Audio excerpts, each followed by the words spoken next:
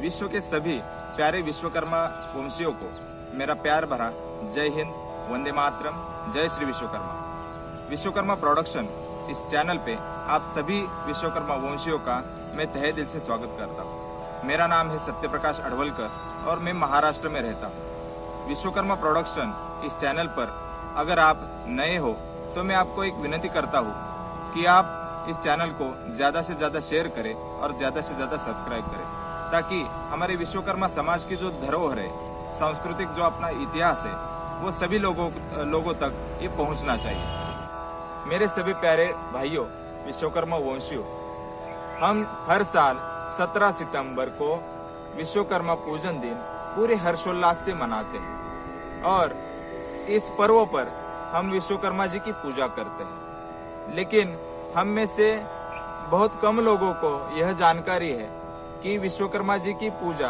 17 सितंबर को ही क्यों है। तो कुछ लोगों को ऐसा भी लगता है कि 17 सितंबर को विश्वकर्मा जी की जयंती है। तो ये बात पहले क्लियर कर लो कि विश्वकर्मा जी की जयंती 17 सितंबर को नहीं है। तो कब है? तो भगवान विश्वकर्मा जी की जयंती नहीं, उसको प्रगट दिन कहा जाता है, क्योंकि भगवान विश्वकर्मा जी अजर अमर है। उनका जन्म भी नहीं हुआ और उनकी मृत्यु भी नहीं हुई, इसी वजह से उनकी जयंती नहीं है। तो प्रगट दिन कब रहता है? वह रहता है माघ महीने के शुक्ल पक्ष के त्रयोदशी को, यानी माघ शुक्ल त्रयोदशी को विश्वकर्मा जी का प्रगट दिन रहता है। तो 17 सितंबर हम क्यों मनाते हैं? 17 सितंबर को हम विश्वकर्मा जी की पूजा करते हैं। क्यों करते हैं? उस प्रश्न के उत्तर हम खोजने की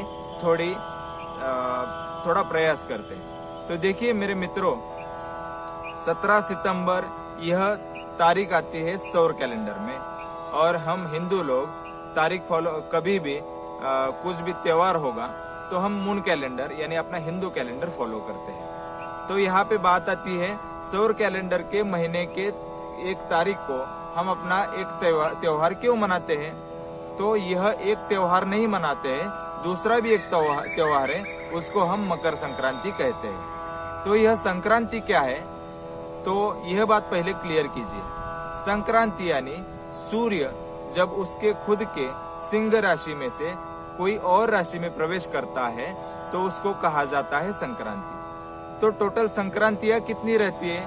तो हिंदू शास्त्रों के अनुसार 12 राशियां है और उसी वजह से 12 संक्रांति हिंदू धर्म में रहती है।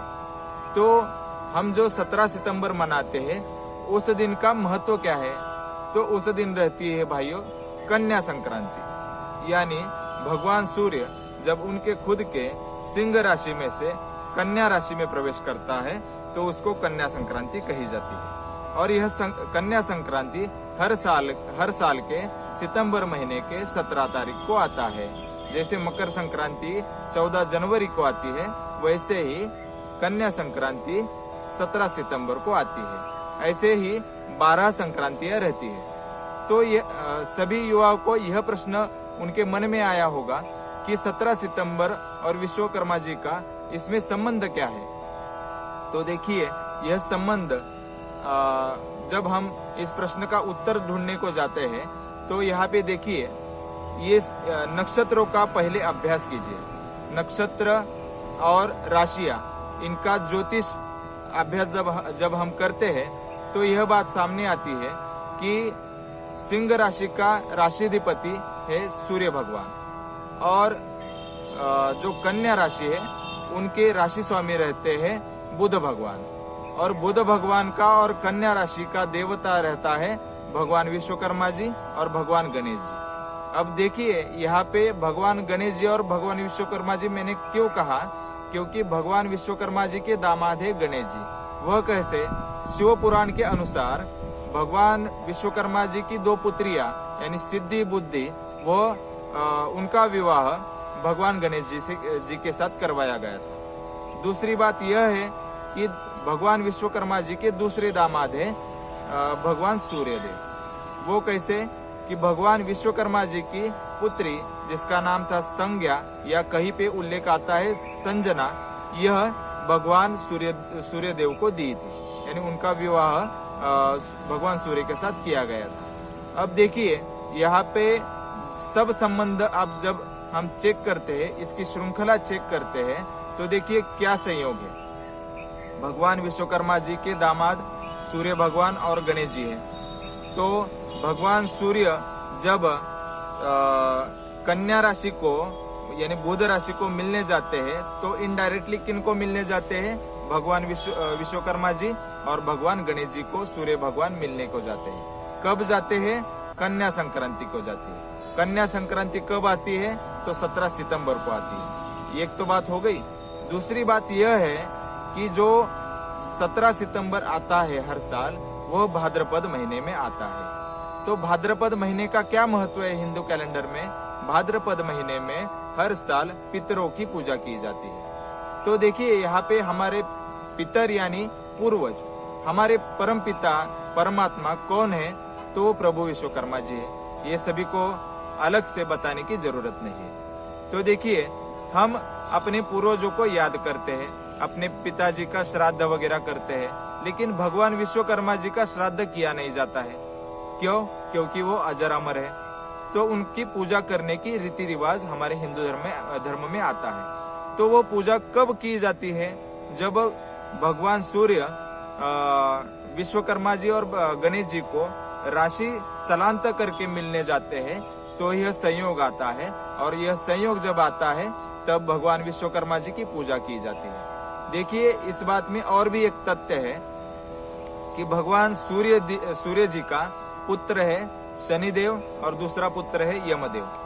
और यह भाद्रपद मास यमदेव का भी एक महीना कहा जाता है, क्योंकि इस महीने में जो यमदेव रहते हैं वो जो स्वर्ग या नरक या स्वर्ग या नरक रहता है, वहां से हमारे पूर्वजों को मृत्युलोक में जाने की अनुमति देते हैं।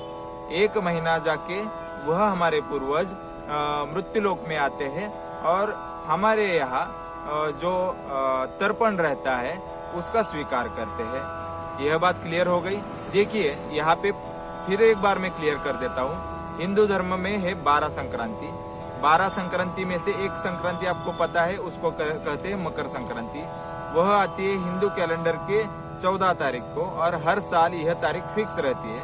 वैसे ही हर संक्रांति की तारीख हिंदू कैलेंडर और जो पाश्चिमात्य कैलेंडर है यानी अंग्रेजी कैलेंडर है उसमें सेम ही तारीख आती है। जैसे 14 जनवरी को मकर संक्रांति रहते हैं, वैसे ही 17 सितंबर को कन्या संक्रांति रहती है। और कन्या संक्रांति को भगवान विश्वकर्मा जी, सूर्य जी और भगवान गणेश जी एक दूसरे को मिलने के लिए राशि स्थलांतरण करते हैं। यानी सूर्य जी उनकी राशि में से कन्या राशि में प्रवेश करते हैं और भगवान विश्वकर्मा जी और गणेश जी को मिलने को जाते हैं। उस संयोग को ही हम विश्वकर्मा जी की पूजा क्यों करते हैं? क्योंकि यह भाद्रपद महीना रहता है और भाद्रपद महीने में पूर्वजों की पूजा की जाती है। और हमारे पूर्वज है भगवान विश्वकर्मा जी। और हमारे दूसरे एक पूर्वज है, उनका नाम है कालिका माता जी। उनके बारे में भी सभी लोगों को जानकारी नहीं है। हमारे अगले वीडियो के सेशन में इस जानकारी को भी मैं आपके सामने रखने की कोशिश करने वाला हूँ। तो भाइयों आज के लिए इतना ही, और हमारा यह चैनल अवश्य सब्सक्राइब कीजिए।